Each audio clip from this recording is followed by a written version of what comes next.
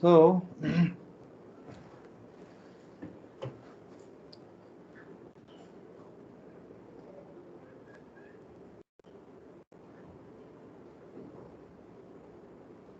next topic is hidden Markov models, language models. Okay. Language models.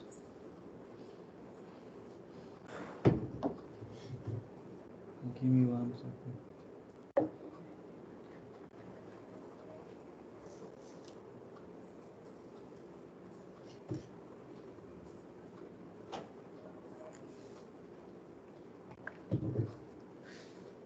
So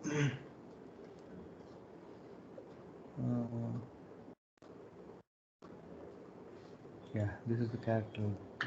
So you got the difference between the character level CNN model and the word level CNN model, right? Any questions there?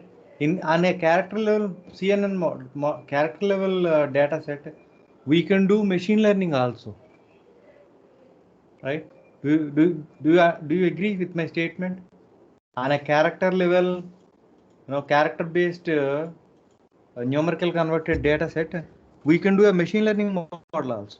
Do you agree?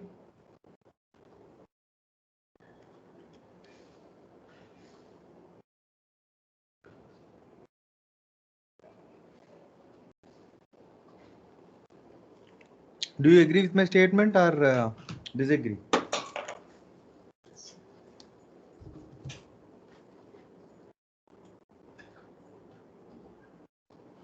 Sir?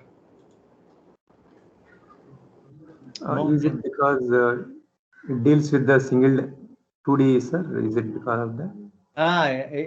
Every row, every document becomes one row, right? There are no vectors. It is not about words and vectors. If words and vectors, right, then every row, every document becomes a 2-dimensional matrix and data set becomes a 3-dimensional matrix. But here, every row becomes 1-dimensional array only, right? Each character is given one number. Total data is one row. That's it, right? Instead of character, you are having number. That's it, right? So you can actually apply machine learning also, but machine learning will not work. Why? On a character-based, numerical converted, you embed each character as a number, and then try to convert your data set into numbers, right? In that case, machine learning model will not work. Ruled out, will not work. Why? Because the size, sir, size it occupies to organize. Size is one reason, Andy. Size is one reason. About the essence, right? Data essence. Does it make any sense if you convert the characters into numbers? See, in a particular row, you may get more 20s. Does it make any sense? That there is F in the end, like maybe U is 11, right? In a particular document, if you have more U's in the words, then you will have more 11s in that particular row, and y variable may be 1. Is there any relationship between the letter U and the y variable? No, right? If there is any relationship, there is a relationship between words and 1, right? So it can be a bag of words or a TF-IDF that actually makes sense for a machine learning model, right? For a deep learning model, it still makes sense because we are considering grams, right?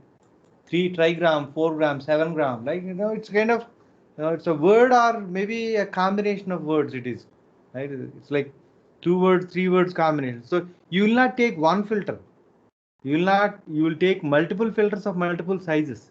That's where you can actually make different combinations of the text, and then it's kind of syntactic only, but there is no semantic influence on it. It's like purely mathematical, right? It's a different way. It's a little different way of doing a classification model. It's a purely mathematical. Why am I stressing on this is, if you look into this this Flare package, right? This is a character level based the deep learning model. They used LSTMs, the RNNs and all that. I'll explain RNN how to use on a character data set. This is giving good results compared to, if you look at SPACY. SPACY is one of the NLP modules which is one of the good one of the good modules there. If you see the comparison here, right? SPACY Roberta is giving 89.8. Flair is also giving 89.8, and on this healthcare data, right? SPACY is giving only 91.6. See this 93.1. Purely mathematical it is. No, it's a character-based ensemble model. They actually used these transformer networks also. It's a combination of it. So, some of it or most of it kind of character-based. Whatever. So Stanza is a Stanford NLP. Initially, I showed you Stanford NLP, right? They changed the name. They actually made it more sophisticated. Okay, Stanza, and then SPACY. So Stanza has got multi-language support. If you look at Stanza, why am I showing you these API, these modules? Because you need to go through the modules. So we don't have time to go through them. One thing, and not a big deal. You know all the concepts, so you'll be. It is just that you need to practice. See stanza. So it has got tokenizer. I'll talk about this named entity recognition, dependency parsing, and all. So they have 66 language support, and SPACY has got SPACY. This is not SPACY. SPACY. 64 languages support. Okay, and Flair has got around 5-6 language support, but it is growing. It is actually created by one of the professors in one of the university, and it is actually picking up lots of steam now. Nowadays. So these modules, right? These modules, whatever we have, you can do classification models and named entity recognitions, POS taggings, and all that, but they will not work efficiently on your data set because your data set and your business are different. So you need to train the models, create custom models, and then use them. Okay. So I am going into that direction now. So we have known, right, 3 ways of doing like a classification model using word to vec, using glove, and using character based. There are transformer networks with which also you can actually do embeddings. I will show that maybe Monday or Tuesday I will show.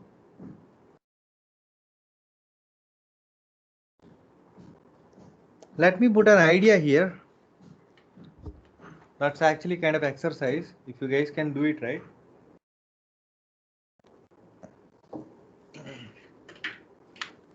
Give me 1 second. I have to write.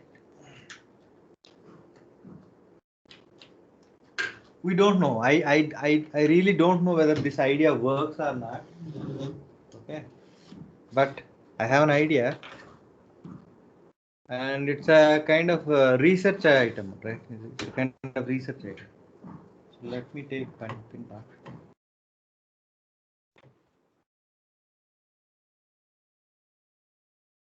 Okay, so there is a data set, right? There is a cyberbullying data set. Right, Wasim. Spelling is Wasim data set. This is about cyberbullying. I don't know. So what is this? There will be some statements. There will be some social media statements, and there will be flag. Either it is bullied or not bullied, bullied, not bullied, like that. Okay, that's the data. When we have this kind of data, right, this input, we can convert into either word to vec vectors or glove vectors. In fact, we can convert this into transformer network based vectors also. Okay.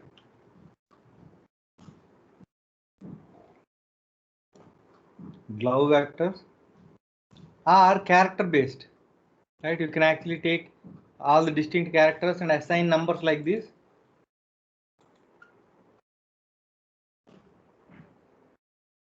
Assign numbers like this, and there is some mistake in this, see this?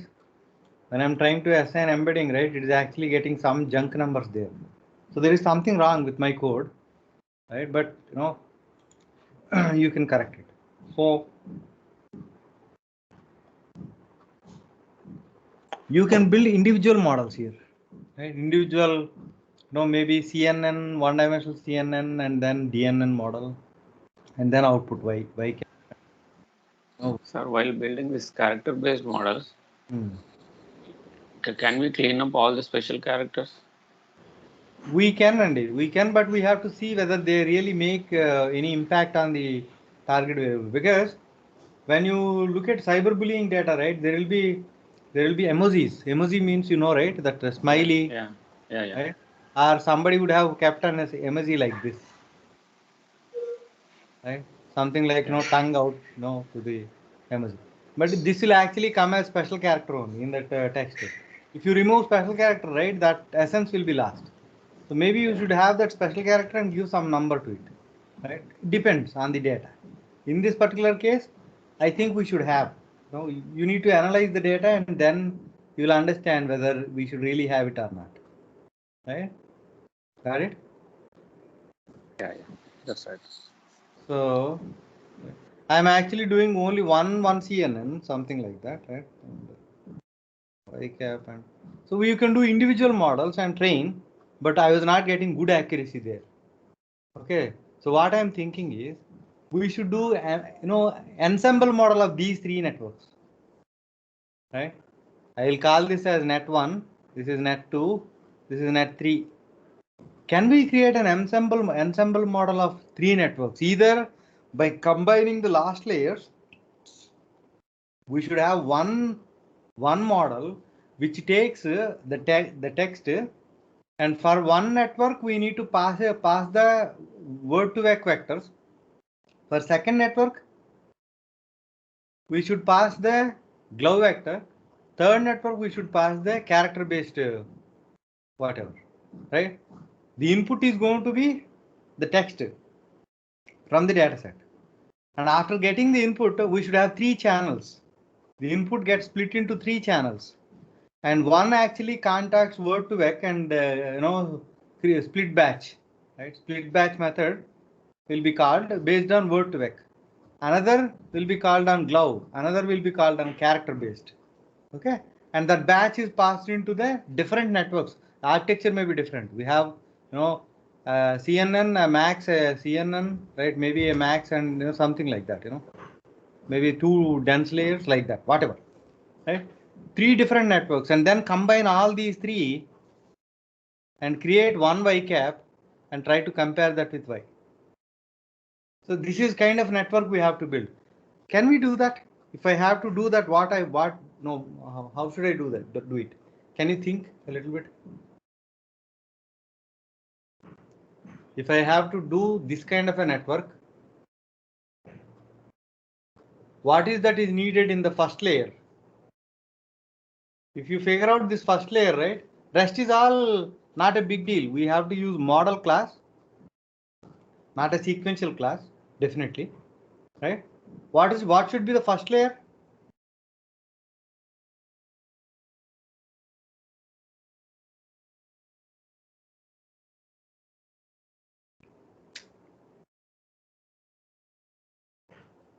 What should be the first layer?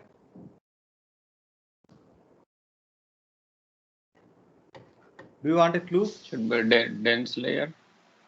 No. Do you want a clue?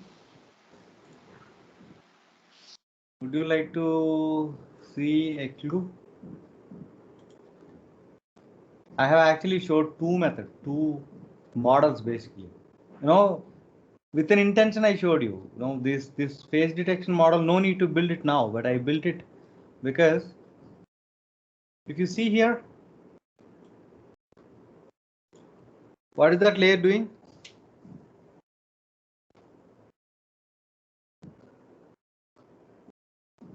What is that layer doing? Did you get time to look into this code basically? I don't know. I don't think you have seen it. No? Have you seen this code? No? That's okay, sir. No, You are sir. all working. I can understand. No. Yeah, that's okay. That's okay. No?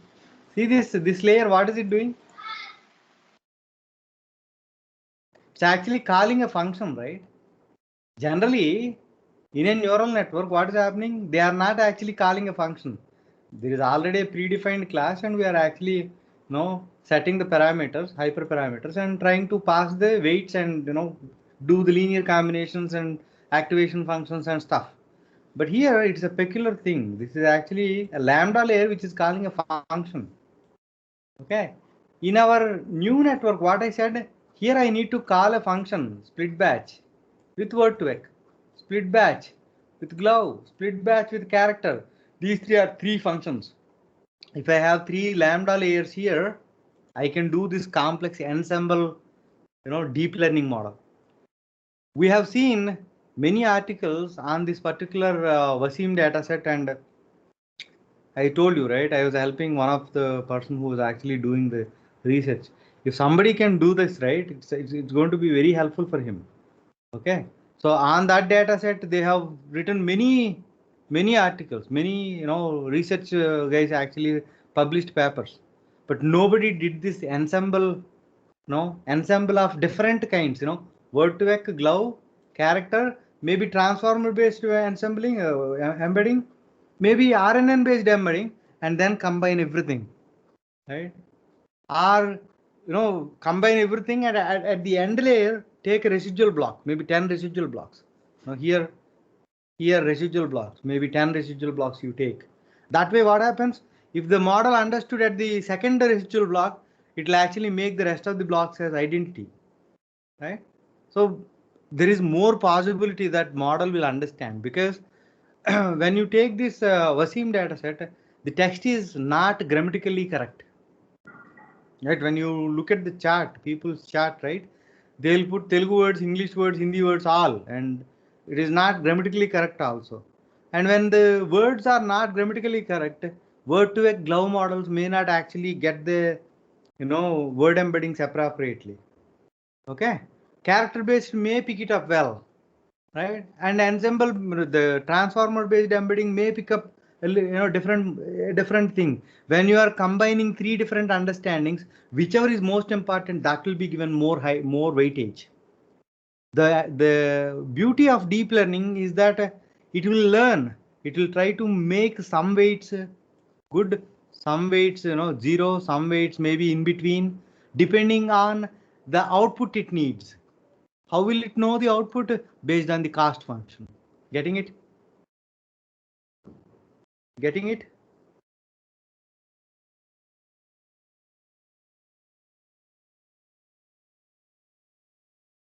Getting it, right? No? Nobody is talking. That means I think, should I explain it in a different way?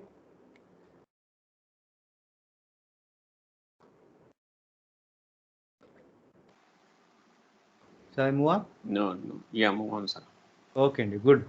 So right here we need to take lambda layers and write three different functions which will actually convert our text into word to vec and glove and whatever, and then network is common, right? Network is common, right? So that's a that's a very complex model that may actually find better solution. And one more disadvantage with the research papers I have seen on this particular data set is there is a method called as there is a function in the metrics, right? There is a function called as classification report. sklearn. Have you ever seen this classification report? Have you ever seen this classification report function? No? Did I not show you? We have discussed at some point, sir. Yes, and A. Very good. You remember at least, We have discussed. That is good. You know, in the uh, anomaly detection, right? Anomaly detection data set, Hanumantra actually used it. Let me open that. There is an important concept we need to understand. That's where I'm actually mentioning that. Credit card fraud detection.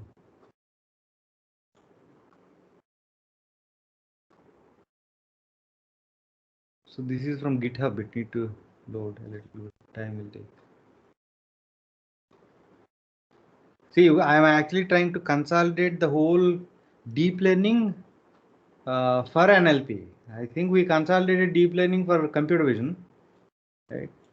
Whatever we covered is like around 70 to 80%. You know, if you talk real time, rest I can explain, but you know it takes time. One thing, second, it may be exhaustive.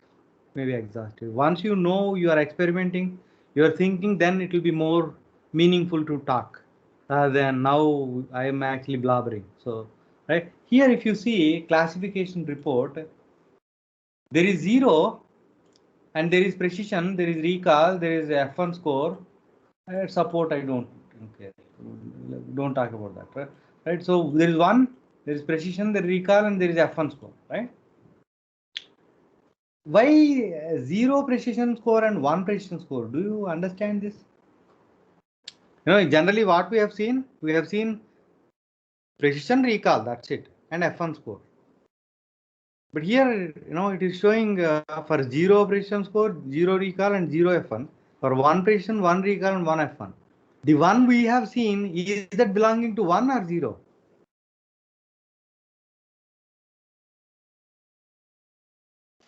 It's for 1 generally, but this particular report, the classification report, gives all these matrices for both the classes. Yes, and very good. The one we were actually calculating is for 1, right? I have shown you precision, recall, and F1 score, right? They were calculated for the class 1 because the class 1 is the focus there, right? If you look at precision, recall formulas, numerator is all about how many, positives are correct, divided by total positive predictions is the precision, divided by total existing positive records is the recall, right? So on an imbalanced data set, should we be looking at the 1 class or 0 class? 1 class, sir. 1 class, right? The highlighted part is the correct one. If you see this here, right, for 0 class we have got 100% because most of the records belong to 0. Even if the model predicts everything 0, it will get 1, right? So this one will become 0. What these researchers are doing is they are taking average of these two and presenting that as the precision recall in the papers. In the published papers, they are actually taking the average of 0 classes precision and 1 classes precision, and 0 classes recall, 1 classes recall, 0 class F1, 1 class F1. They're taking that average and presenting that as the ultimate performance achieved by the model. Is that a right thing to do? No, sir. Anybody disagrees with Seshiram or me? Even I agree with Seshiram.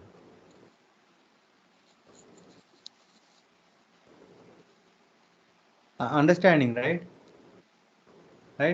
So you should not be taking average of these two. On an imbalanced data set, this is what the accuracy I got. This is what the recall and precision I got. Okay. If you go down, this is actually, sorry.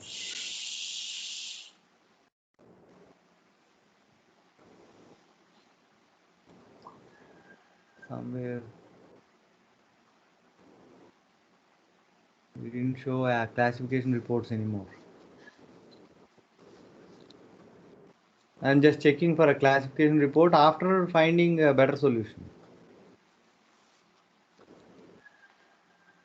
This is an extensive work. Actually, he worked on this data set for 1 month. If you guys get time, right, try to spend a day on it. You will get a complete clarity of machine learning.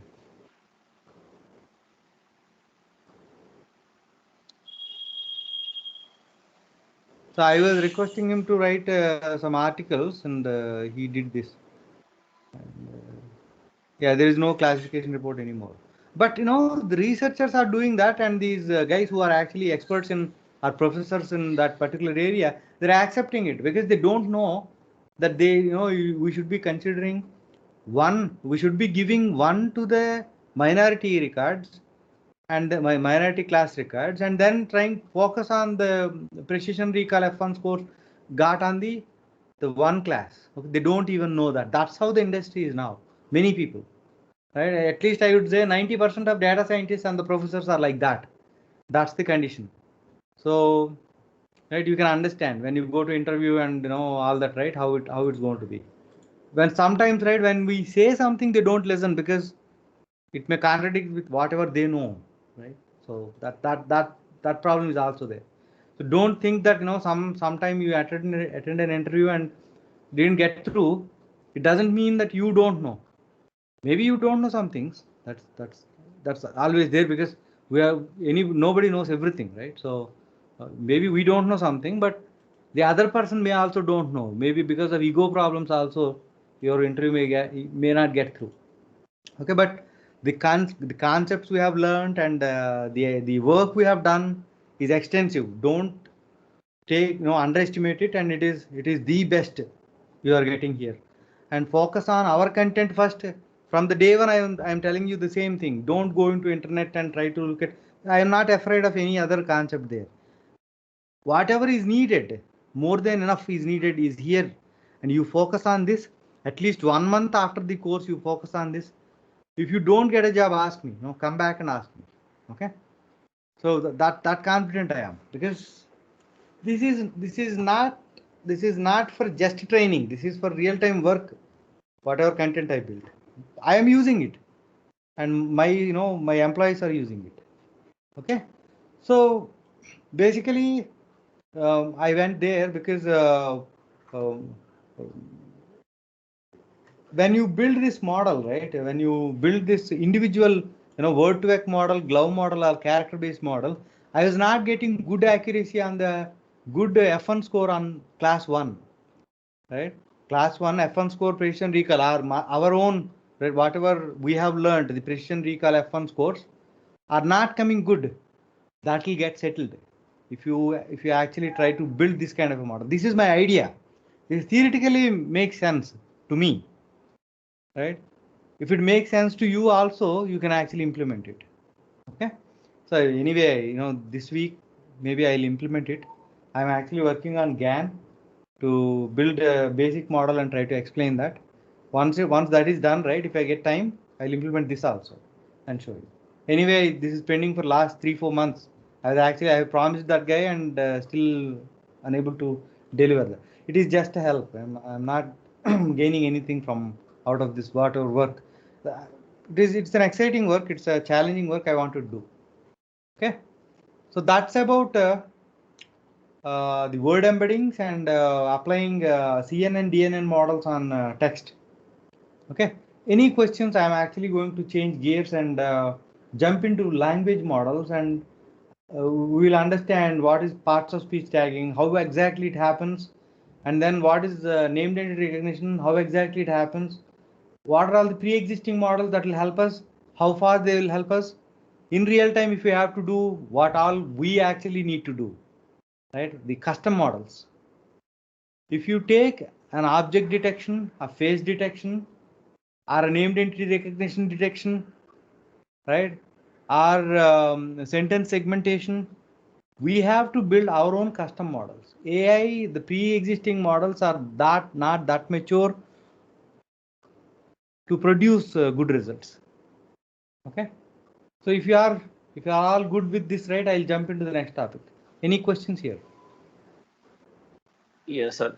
Where exactly? We just discussed, like, what are all areas we need to build our custom models and train them, but where exactly we can use the transfer learning based on the existing models. We have discussed around 3 to 4 Yes, models. yes. Right? And transfer learning, right? If you look Yeah. at this face recognition, here I built my own model, right? this encoder, right? This embedder, right? I have built my own model. I have shown you one more example here. For the face recognition as classification, ResNet 50. This is not Siamese network. This is actually classification. I need to change.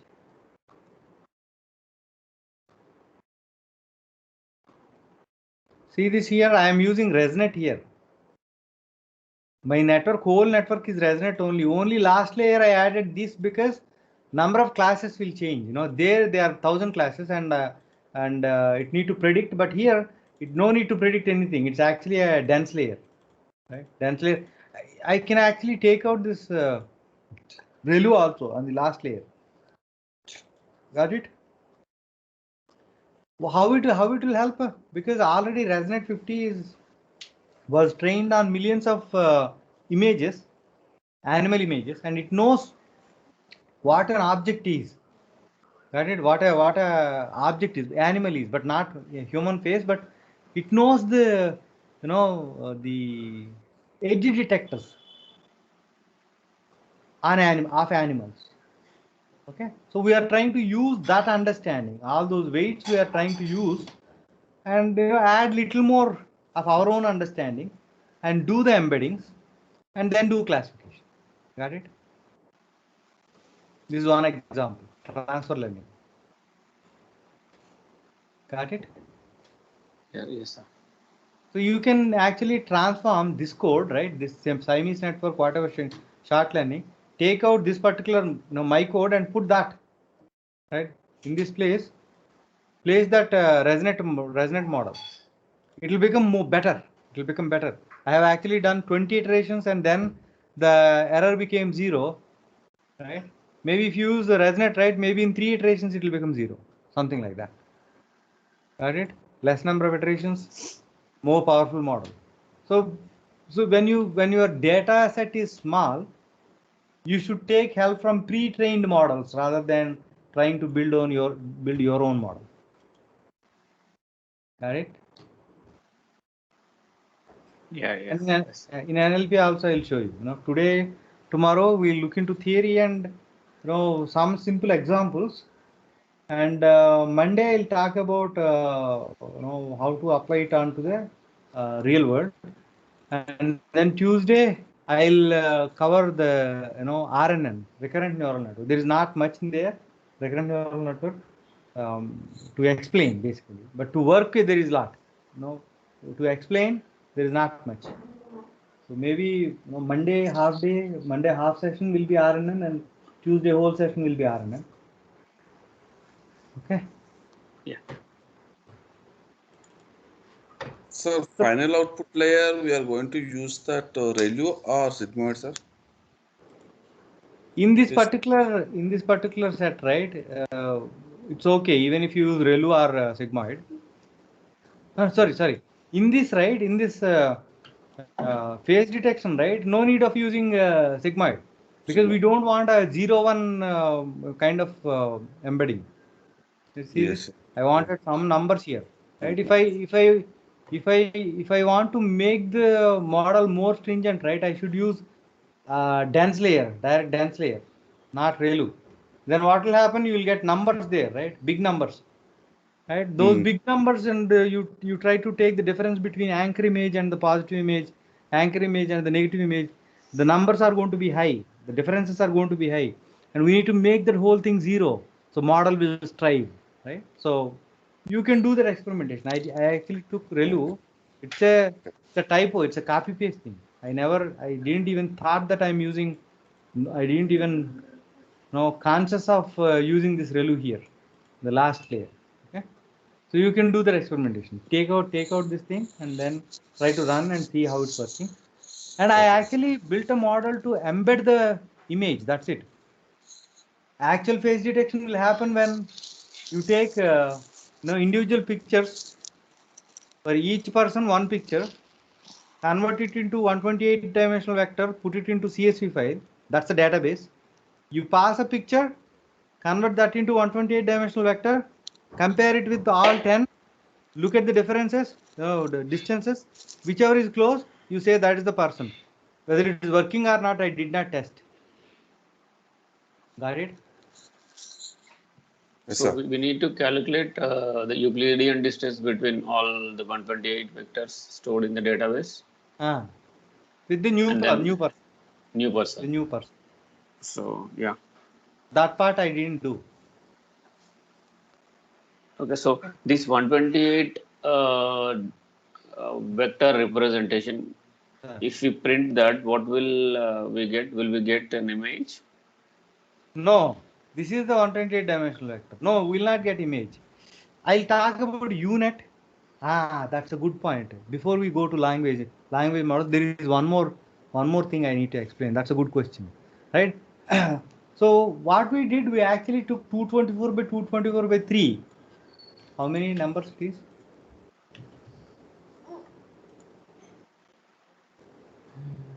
224 by 224 by 3. Right, around 1,50,528 pixels. We converted them into 128 pixels. Will we be able to produce the image? No, it will get damaged. Image will not be able to produce. Will not be able to produce. It is like mind, right? Your mind would have seen many things. You would have seen many things in your life by now. But when you have to reproduce, right, you will explain it in words rather than trying to draw pictures or trying to reproduce three-dimensional images, right? If I ask you about your friend at your childhood, you may explain that about your friend maybe in 10 words, right? You have seen him or you have roamed with him maybe around 18, 20 years, but you are giving an explanation with 10 words. That's like embedding. Using those 10 words, can I reproduce? Maybe, may not be. Okay.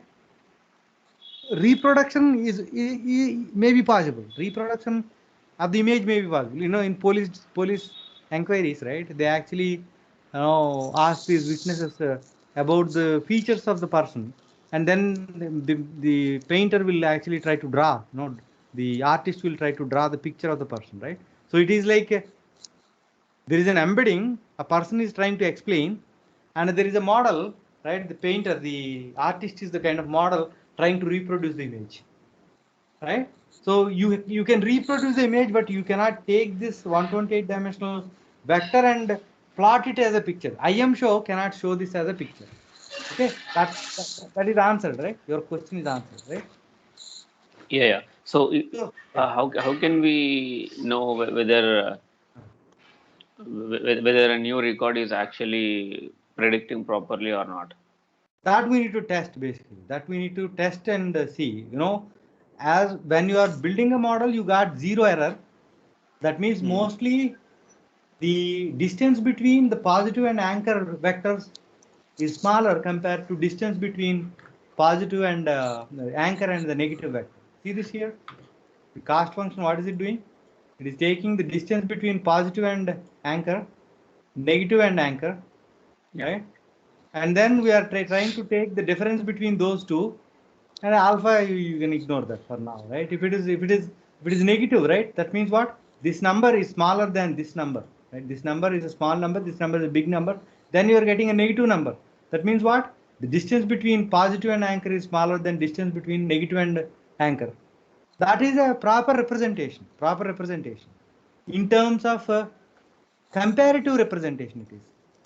Got it? Yeah. Positive and anchor and negative and anchor, comparative representation it is, right? So I said we may be able to or may not be able to reproduce the image because of the comparative, reproduction, right? So I'll talk about a network called as UNet. I forgot actually. No, that's a good question. So let me try to show that. Auto encoders and auto decoders is the concept. This is the basis for GAN. GAN, right? But GAN is not a big thing. I feel one thing about the industry. There will be a lot of noise about the technology. Even though the technology cannot do everything, the science cannot do everything, there is lots of noise. The proof is the COVID vaccine. Okay? The proof is the COVID vaccine. These guys cannot do much, but they do a lot of noise to sell. Okay? So GAN is also one of that. Okay, I'll explain GAN and then you will understand why am I actually trying to belittle that particular concept. Because in real time, right, Facebook guys actually used GAN to produce synthetic data. That's it. They actually have some photos of people, faces of some people, and they used GAN to produce millions of faces so that they can build a model. The millions of imaginary faces, they may not exist in the world, right? But in real time, if you want to produce a, we were actually thinking of using GAN, a real-time example where we thought of using it and we did not use. Where is that? Is like we were actually trying to do number plate recognition, and that is still a challenge. We are still facing challenge in getting 95 to 90 to 95% accuracy on extracting text from number plate.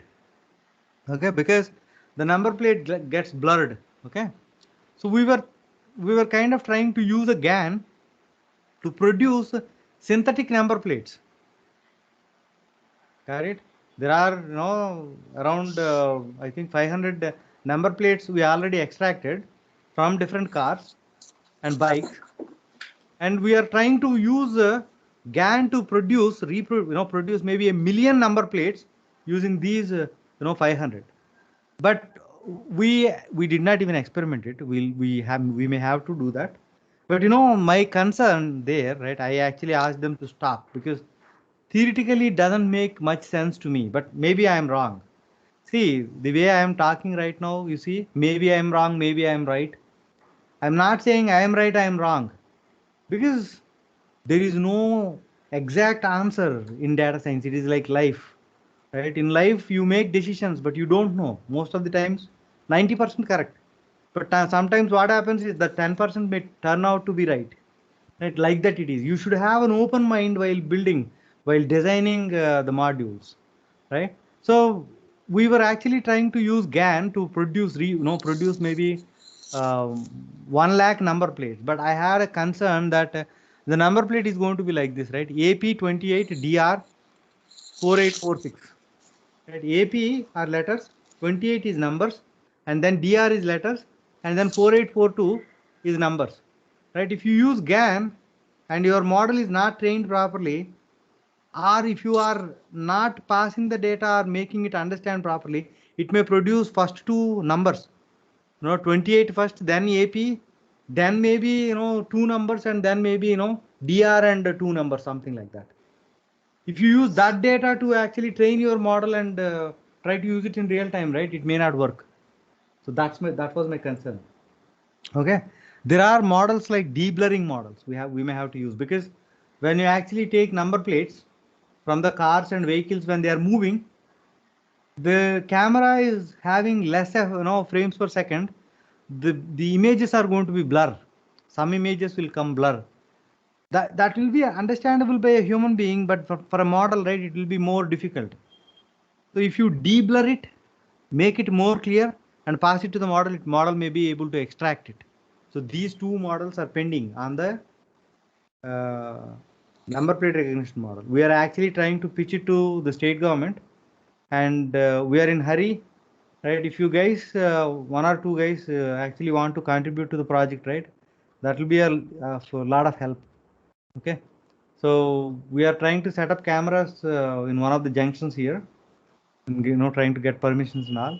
Mostly by Monday, Tuesday, we'll have cameras and data. And if you guys want to help us in doing this additional models on GAN or deblurring models or stuff like that, right, that will be very helpful.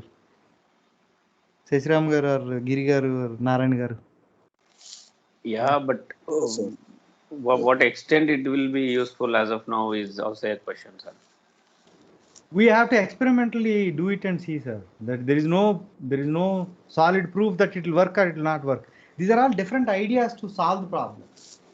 We're experimentally trying to do it, and it's a research project. Basically, what we are trying to achieve there in real time, because big, there is L&T, which is actually working on the project, and we are trying to pitch against them, right? So it's not a small thing. So we have to do research work, that too very fast. right? That's what your question is, right? Is there a guarantee that this will work, right? No. To what extent, maybe I'm not sure about the others, but what extent I will be helpful as of now. If you start doing it right, you will be able to do it. I think you guys are doing good, right? Narayan garu gani, meer gani, Giri garu gani, right? If you have time and you have interest, we have work. We have shortage of people. Pavan is the one guy, and Prabjit is another guy who are actually working extensively.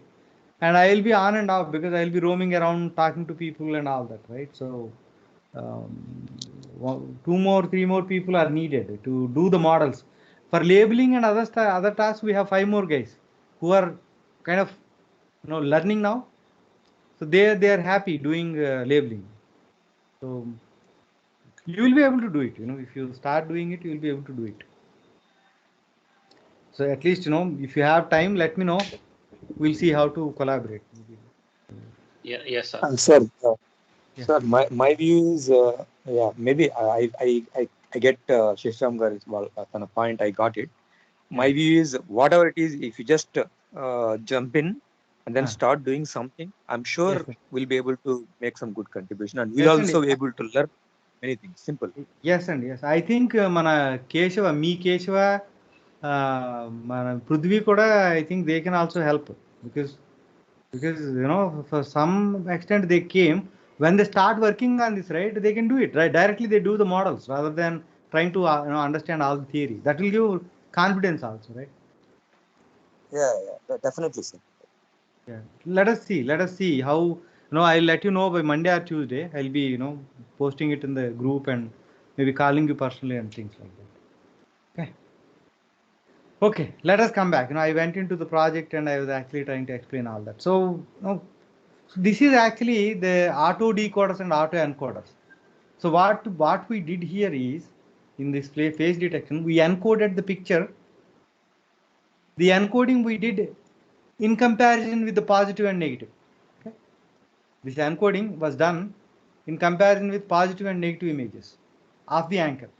But there is another way of encoding and decoding. This is what Seshiram Gar asked a question, right?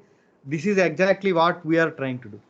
You take the original image, try to encode it, compress it, reduce the pixels or reduce the dimensionality, and again try to decode it and reproduce the image.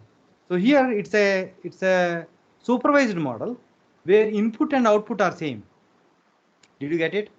I pass my photo as the Y. I'll try to damage it with a network. I'll try to reproduce it with with another network.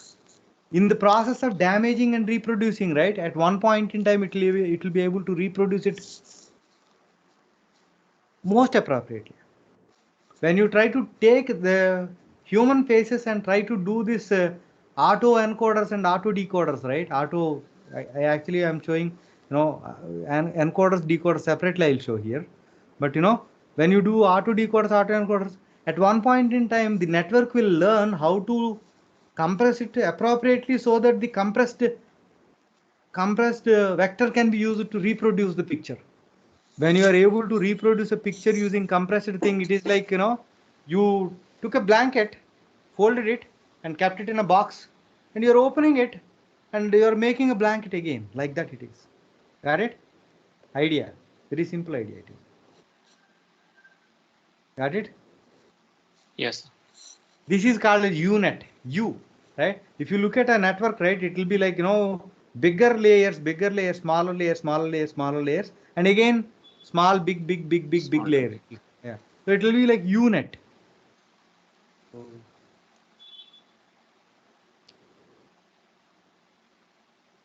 See this? This is the kind of network.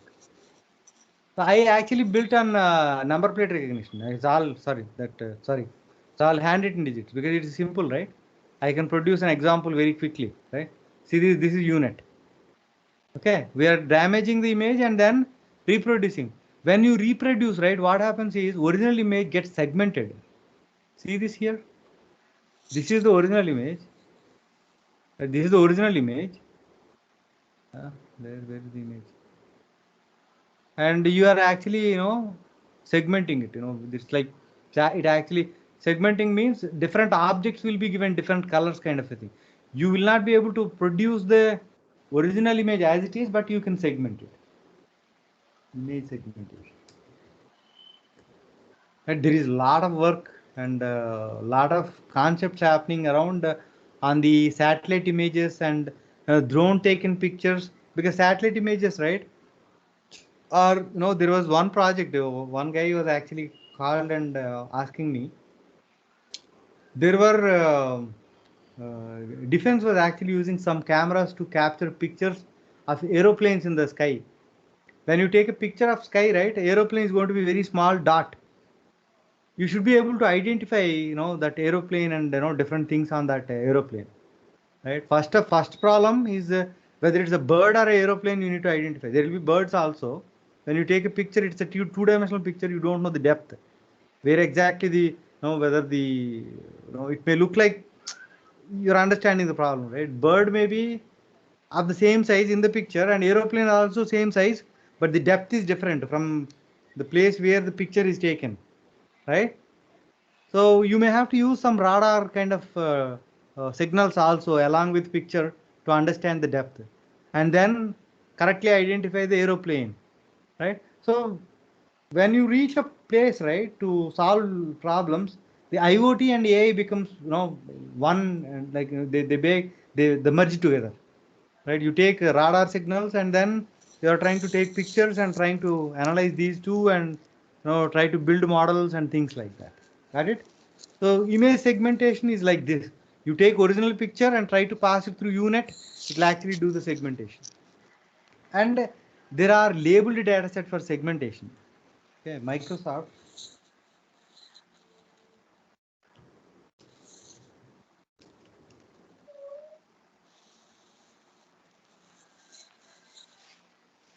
So Microsoft and Google, these guys have done a lot of work.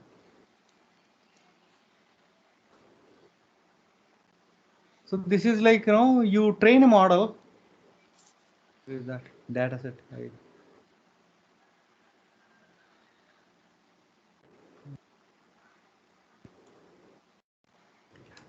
These resources, right, you should know, right?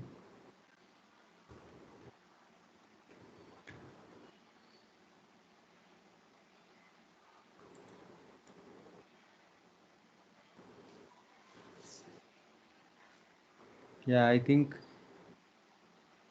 they are using some UNet kind of a thing here. See this?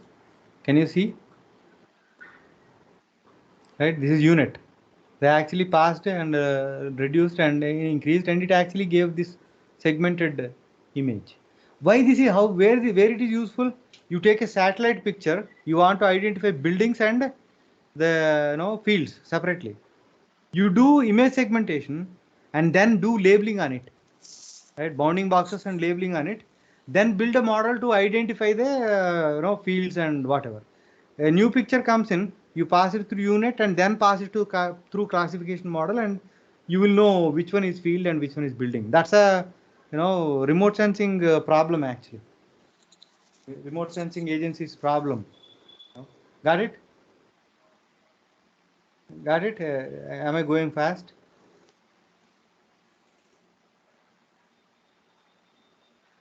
Got it, right? So again, right, and Google actually has got a labeled data set.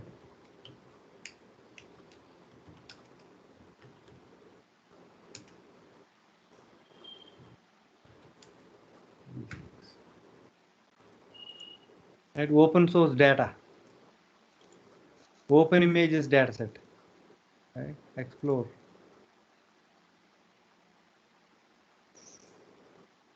So there are different objects. They actually, see this fruits bowl and fruits. They have segmented.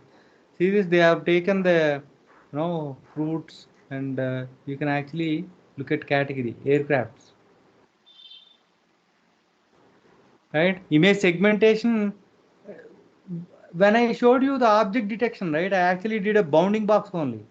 But see this whole object is actually been segmented like this. These data sets, right, may be useful partially, because if you see this helicopter, while flying at low height, it is showing. But if you have to build a model that actually finds a helicopter, at maybe 30,000 feet, you cannot do that. You may have to take the data sets and do this labeling manually, right? Companies need different levels of people who know AI. The people who can do huge models are needed, who can do labeling, because if you don't have a proper knowledge of AI, labeling will not happen properly, right? You don't know why you are doing it, right? So the different cars are also there, and number plates are also there. License plate they call it as. These are all labeled data sets.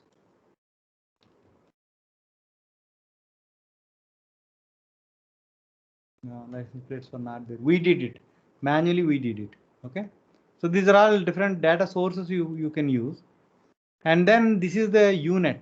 Okay, I was actually talking about unit, and so in this, right, if you have to do this, can you tell me how can we do this? Right?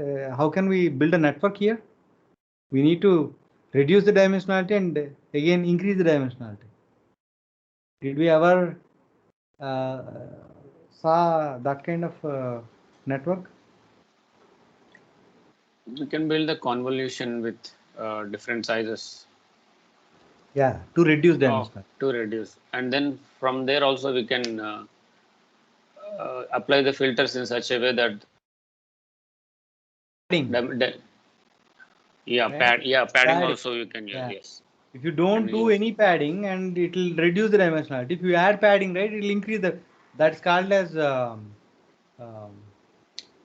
forgot the name. That is called as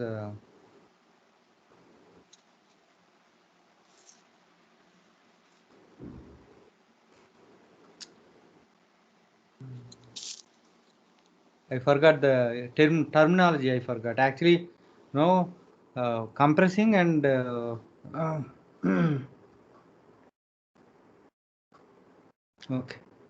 okay. I will see that later. But the thing is, you apply CNN, the dimensionality will reduce. You apply CNN with more padding, right? That network actually improves. The image actually improves. See, I actually built a small network here.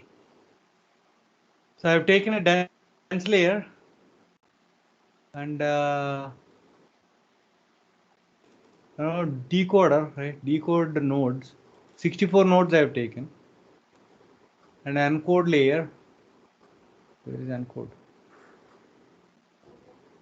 So this will actually reduce the dimensionality of the 784 pixels into 64 dimensionality, and then encode layer DP. What is that?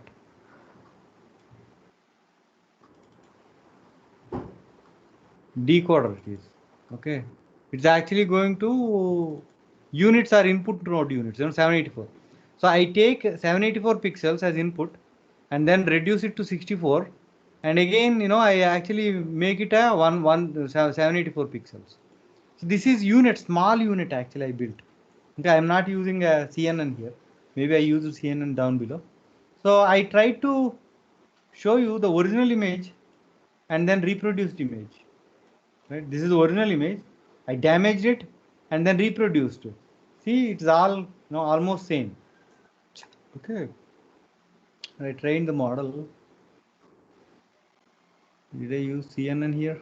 No, I did not use CNN here. I built a simple DNN model. So the input is going to be 784. I reduced it to 300. I reduced it to 150. Then 150 and 300 and 784 unit. Reduce the dimensionality, increase the dimensionality. In a dense layer, no need to do all that padding stuff. In a CNN layer, you need to make sure that the padding is actually producing the amount of number of pixels you want. And a color picture, right? This is not possible. Dense layer is not going to do much good, right? So you can run this and understand. So on color pictures, CNN will work better. CNN, yes, CNN. This is an example I gave, basically. And this is actually, this code is built in 1.4, 1.5. I did not convert it into 2.0. See, all these class functions and all, this is all 1.5 code. This is all 1.5 code. So there were, we had to create a session, then initialize the variables, the global parameters, local parameters, and then run manually. And don't be worried about this. We'll not go back to this code again. This code will not run on 2.0, whatever your installations. We have to convert it into 2.0, or you write your own code. Got it? Got it, right? This is actually one of the ways to for whatever that GAN basic it is, but you cannot actually reproduce images. GAN can reproduce. What is GAN is a simple thing. Let me try to show that also. Anyway, we came there, right? Theoretically, I'll show a little bit. Practically, I'll implement maybe, by Monday, I'll try to implement. GAN. This book is very good, this is free also, right? Deep learning with PyTorch, this is free. The PyTorch guys are actually giving it for free on their website. This book is very good. Try to read.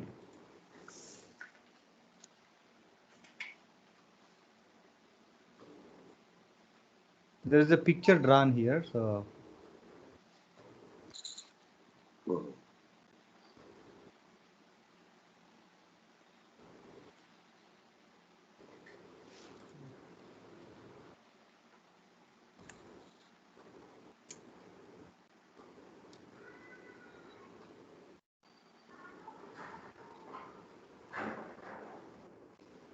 yeah, this is general image recognition model. That whatever VGG16 or whatever.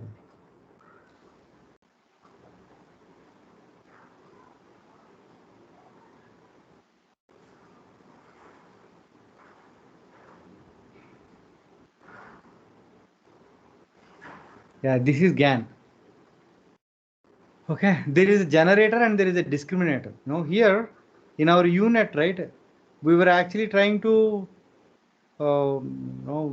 compress the image and then reproduce the image, right?